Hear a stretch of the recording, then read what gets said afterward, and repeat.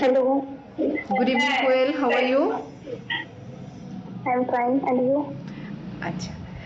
Koel, are you comfortable to speak in English or Hindi or Bengali? What would you prefer? Bengali. Bengali খুব ভালো কথা। আচ্ছা, তোমার কি এটা ফার্স্ট ক্লাস আজকে? হুম। ওকে, তাহলে এবার আমাকে একটুখানি তোমার ব্যাকগ্রাউন্ডটা বলো যে তুমি কি করো। আমি কলেজে ফার্স্ট সেমিস্টারে পড়াশোনা করি। আচ্ছা, সাবজেক্ট? বেঙ্গলি। আচ্ছা, বেঙ্গলি, খুব ভালো কথা। এই যে এসএসআইপির যে প্রোগ্রামটা, এটা কেন করানো হচ্ছে তুমি জানো? না, এই ইন্টারভিউ ব্যাপারে হ্যাঁ, শুনেছি। ইন্টারভিউ ব্যাপারে। এবার আমাকে এটা বলো, তোমার এই যে কলেজের যখন কলেজটা কমপ্লিট করবে তুমি কি করতে চাও তারপর? এমএ। এমএ করবো। এমএ করে? এমএ করে তারপর পিএইচডি এর জন্য ট্রাই করবো। রাইট। তো এইবারে এইটা যে তোমাকে শেখানো হচ্ছে, it's not only for your interview, তোমার যে কোনো জায়গায় পেপার প্রেজেন্টেশন দেওয়া বা কখনো বলা, কথা বলা, তোমার ধরো এই যে তুমি এমএও করতে যাবে, বিভিন্ন জায়গায় হয়তো তুমি সেমিনার্স অ্যাটেন্ড করবে, কোথাও হয়তো তুমি নিজের ব্যাপারে কিছু বক্তব্য রাখবে, এই সব কিছুই কভার আপ হবে, ঠিক আছে? ইট ইজ বেসিক্যালি, এটা হচ্ছে একটা তুমি ফর্মালি কীরকমভাবে কথা বলবে এইটা তোমাকে শেখানো। আমরা বন্ধুদের সাথে একরকমভাবে কথা বলি, কিন্তু যখন আমরা আমাদের টিচারদের সাথে কথা বলি বা ধরো এরপর তুমি বুঝবে যখন যত ওপর দিকে যাবে না, যত তুমি ভালোভাবে নম্র কথা, মানে ভালো ভালো সুন্দর সুন্দর ভাষা, তুমি তো জানো বাংলাতেও আমাদের সুন্দর সুন্দর ভাষা ব্যবহার করতে হয়, ওই রকম ভাষা যখন ব্যবহার করবে না, তখন তুমি দেখবে যে তোমার ইমপ্রেশনটা অনেক বেটার পড়ছে বাকিদের থেকে। তো আজকে আমরা যেটা কভার করব সেটা হচ্ছে যে তোমাকে যদি তোমার সম্বন্ধে কেউ কিছু জিজ্ঞেস করে তাহলে তুমি কি কি বলবে আর কিভাবে বলবে।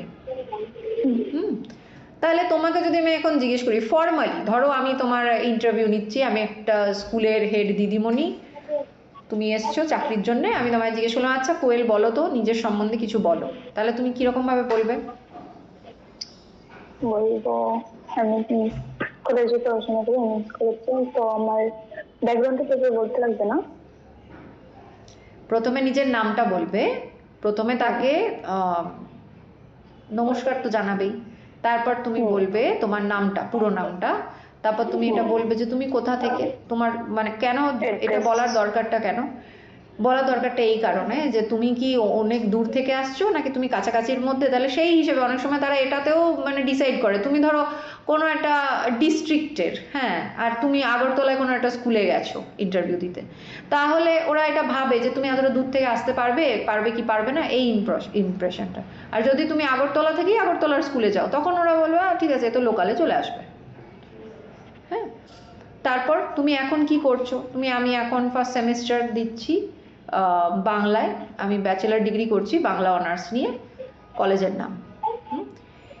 এইটা হলো প্রথম তিনটে, ফার্স্ট হচ্ছে তোমার পুরো নাম, সেকেন্ড হচ্ছে তুমি কোথা থেকে, আর থার্ড হচ্ছে তুমি এখন কি করছো, ফোর্থ যেটা সেটা হচ্ছে যে তোমার একটা বৈশিষ্ট্য, তোমার একটা ভালো দিক কি, একটা গুণ, নিজের একটা কোনো একটা গুণের ব্যাপারে বলা।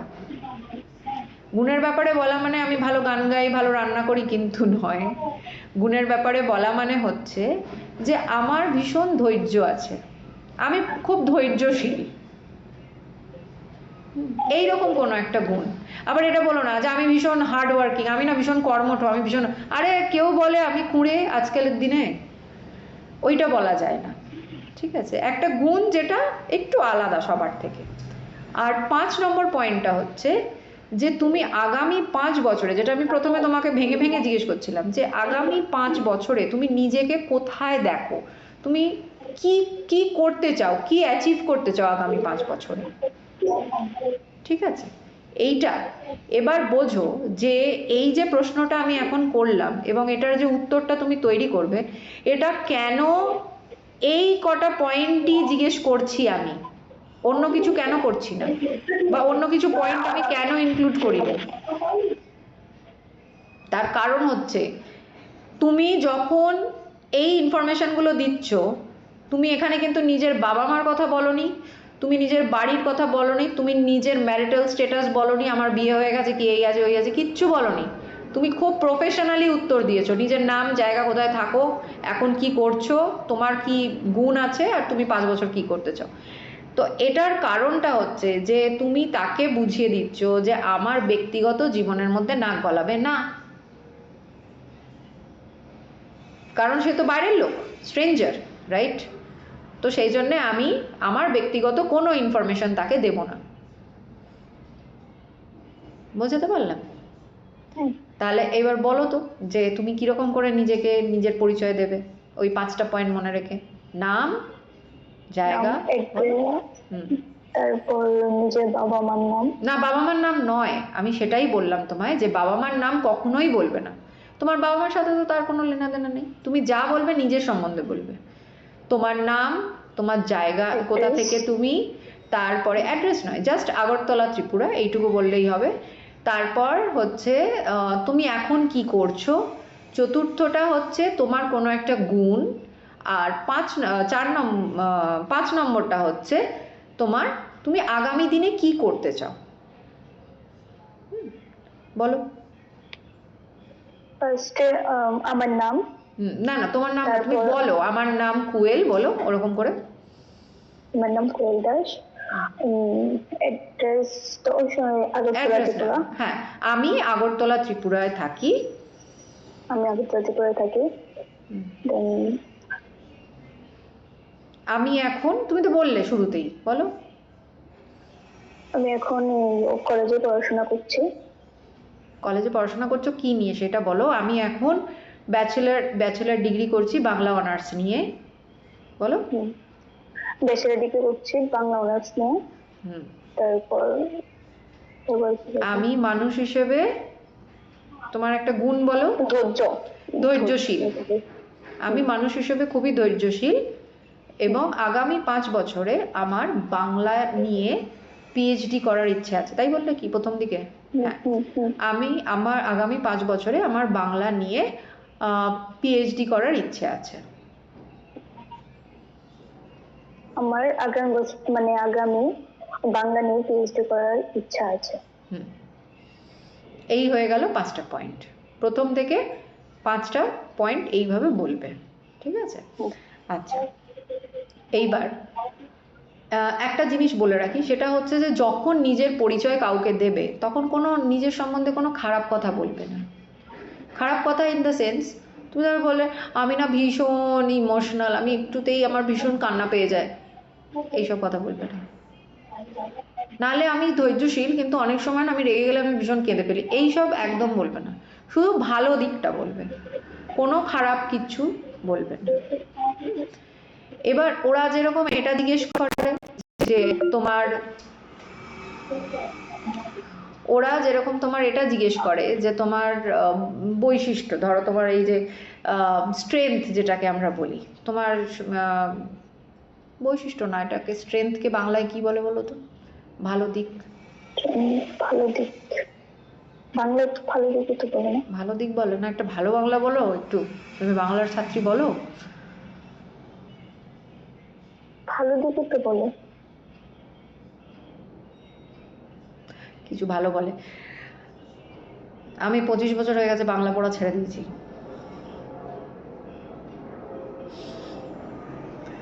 ওই জন্য আমার মাথায় বাংলা আসছে না।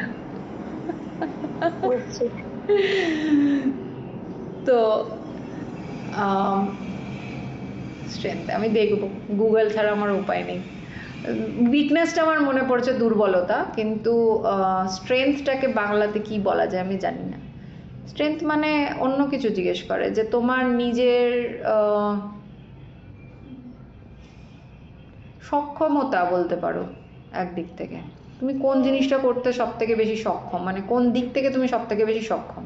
এই যে তুমি বললে আমি সক্ষম মানে হচ্ছে মানে ভালো পারি নাকি? হ্যাঁ হ্যাঁ, কি করতে সব থেকে বেশি তোমার মধ্যে কি গুণ আছে, তোমার কোনো একটা গুণ, স্ট্রেংথকে গুণই মনে রাখো, গুণ হিসাবেই ধরো, সেটা সুবিধা হবে। মানে আমার, হ্যাঁ, আমার সব থেকে ভালো গুণ কি বলবো, মানে পড়াশোনা ভালো, আমার বলতে ওই দিকটা ঠিক আছে, পড়াশোনা ভালো, তারপর খেলতে ভালো, খেলাও ভালো পারি আমি, তারপর ড্রয়িং।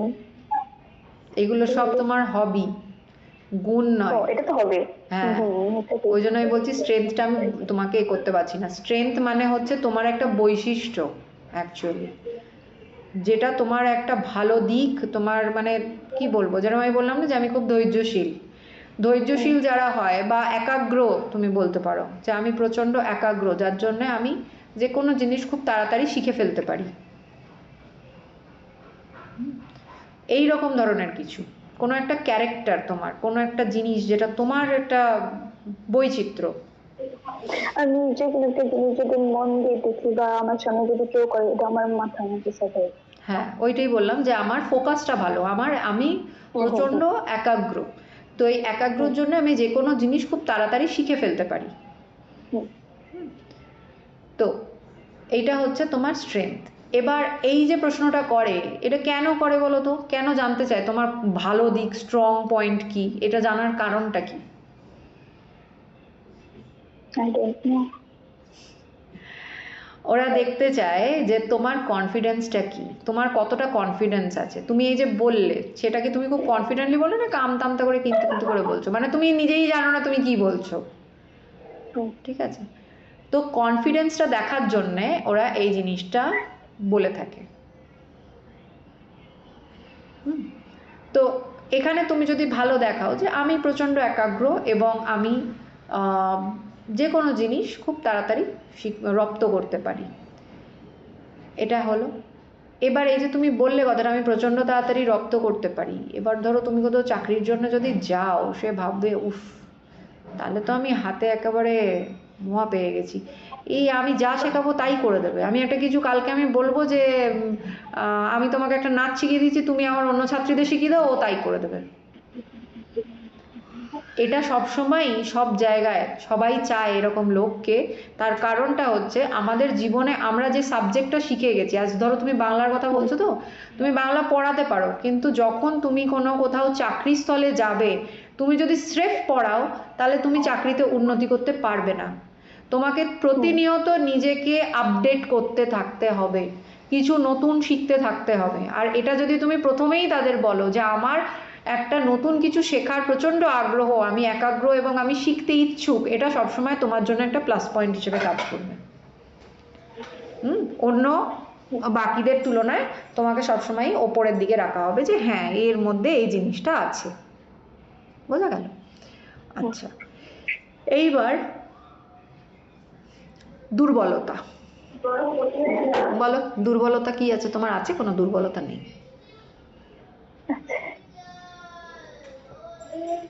মানে আমি অল্পতে কান্না করে দিই, একটু হ্যাঁ, মধ্যে ব্যাস, এইটাই তো বলবে না আমি অল্পতে কেঁদে ফেলি। ভয় পাবে লোকে তোমাকে এসব কথা বললে। ইন্টারভিউ তো ছেড়ে দাও, বন্ধুরা শুনলে বলবো বাবা ওর সাথে বেশি কথা বলবো না, একটু আবার কি বলে দেবো, কাঁদতে আরম্ভ করে দেবে। লোকে ভীষণ ভয় পায় যারা কাঁদে তাদেরকে। হ্যাঁ, দুজনকে ভয় পায়, এক যারা রেগে যায় আর এক যারা কাঁদে। আমি তো ভীষণ ভয় পাই। তো এই জিনিসটাকে বলা যাবে না।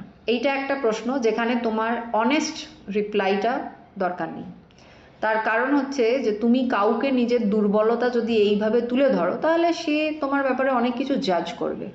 কেন আমি সেই সুযোগটা দেব?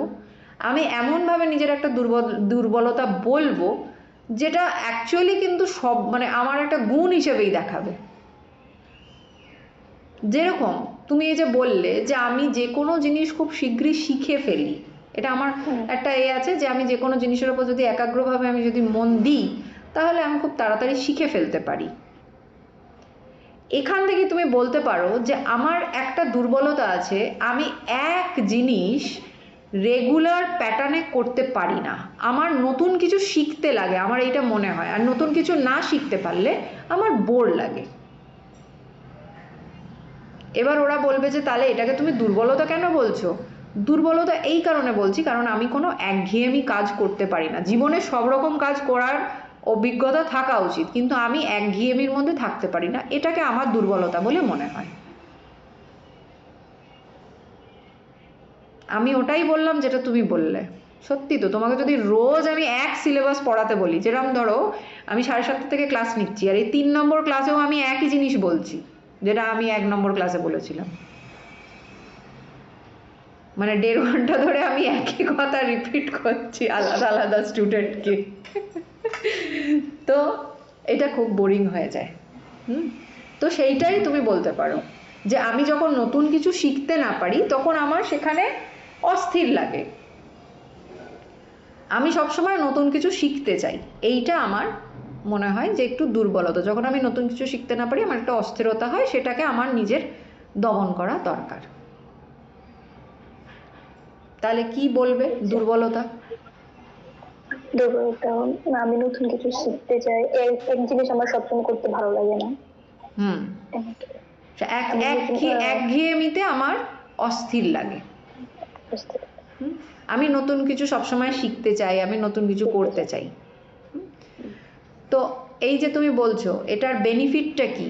এটার বেনিফিটটা এইটা যে তোমার একটা শেখার আগ্রহ আছে সব কিছু। সামনের জন কি তোমাকে অ্যানালাইজ করবে যে এর মধ্যে একটা শেখার প্রচন্ড আগ্রহ আছে। আমি খারাপ কথাই বললাম, কিন্তু এমনভাবে বললাম যে সেটাও আমার জন্য ভালো হিসেবে দাঁড়ালো। তো এইটা হচ্ছে প্রশ্ন।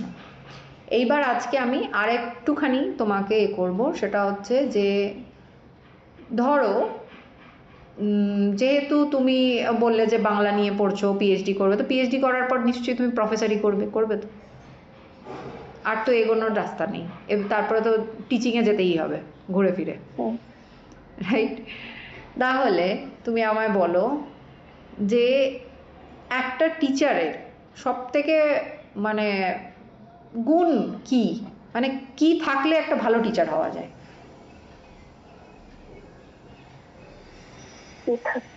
বলতে বিহেভিয়ার আমার থেকে লাগে, তারপর হয়েছে যে ভালো করে যাতে বুঝাতে পারে একটা স্টুডেন্টকে, মানে স্টুডেন্টের যাতে বুঝে সামনে স্টুডেন্ট, এমনটাই আর কি। আর যে টিচার পড়াবে একটু ভালো।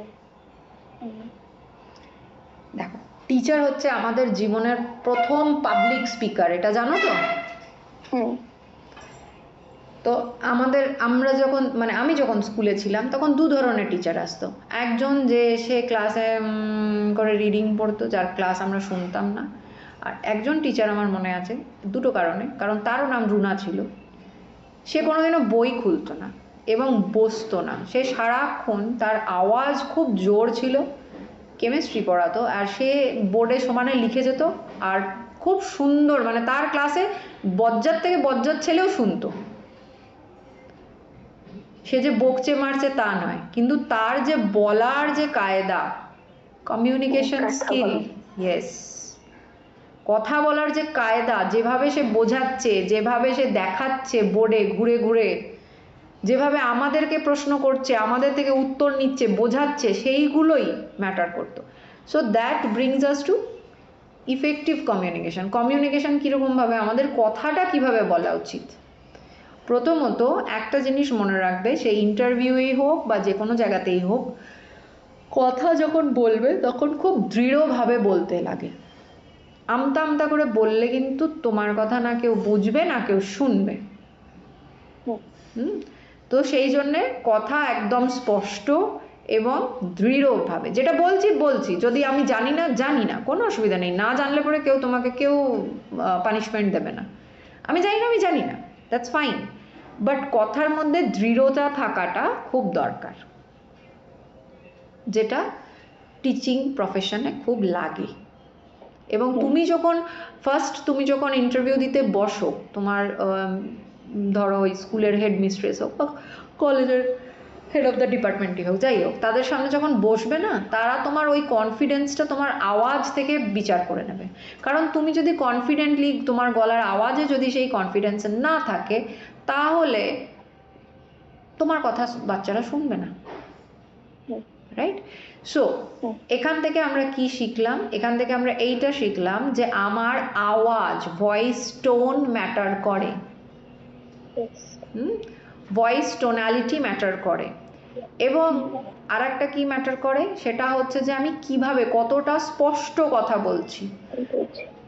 যত স্পষ্ট উচ্চারণ, যত মানে দৃঢ়ভাবে তুমি বলবে, তত লোকে তোমার কথাটা শুনবে, রাইট?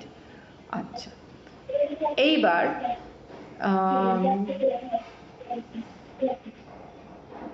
বডি ল্যাঙ্গুয়েজে যখন ঢুকেইছি, এইটা ভয়েস টোনালিটি এটা বললাম, আর একটা জিনিস জানবে, যখন কেউ বলছে কথা তখন তোমার কান দিয়ে শোনাটা খুব দরকার। ধরো তুমি আমার কোনো একটা কথা শুনতে পেলে না, শুনতে পাওনি, তাহলে তুমি কি বলবে আমাকে? সেটা রিপিট করানোর জন্য কি বলবে? ম্যাম আমি শুনতে পাইনি, আবার যদি বলেন কথাটা তাহলে ভালো হবে। তোমার সবার আগে ক্ষমা চাওয়া উচিত। ক্ষমা করবেন, আমি শুনতে পাইনি, দয়া করে আর একবার রিপিট করবেন।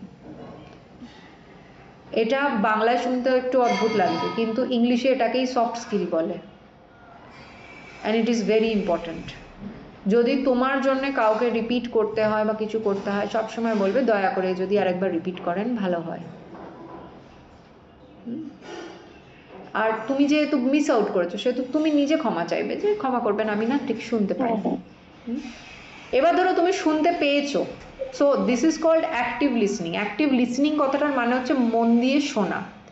অ্যাক্টিভ লিসনিং যখন না করতে পারো, সেটার ক্ষেত্রে দুটো জিনিস হতে পারে। এক তো সে কি বলছে তুমি বুঝতে পারছো না, তুমি শুনেছো ঠিকই, কানে গেছে কথা, কিন্তু তুমি বুঝতে পারছো না সে অ্যাকচুয়ালি কি বলছে। সেই ক্ষেত্রে রেসপন্সটা অন্য। সেই ক্ষেত্রে কিরকম ভাবে বলবে? তো আমি কি বোঝাচ্ছি তুমি বুঝতে পারো?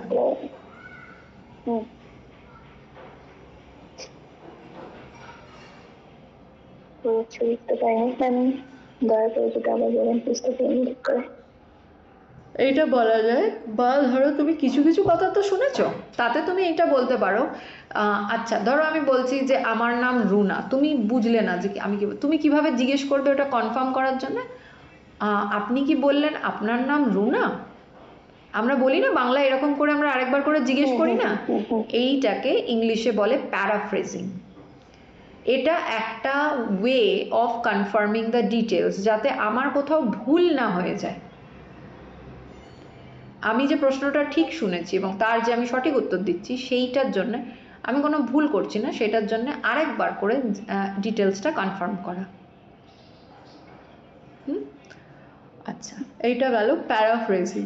এইবারে হচ্ছে ভয়েস মডুলেশন। ভয়েস মডুলেশন কাকে বলে? মডুলেশন কথাটার মানে হচ্ছে যে তুমি একটা সেন্টেন্স, ধরো তুমি বলছো আমার নাম কুয়েল, আমি বললাম তোমার নাম কি, তুমি বললে আমার নাম কুয়েল।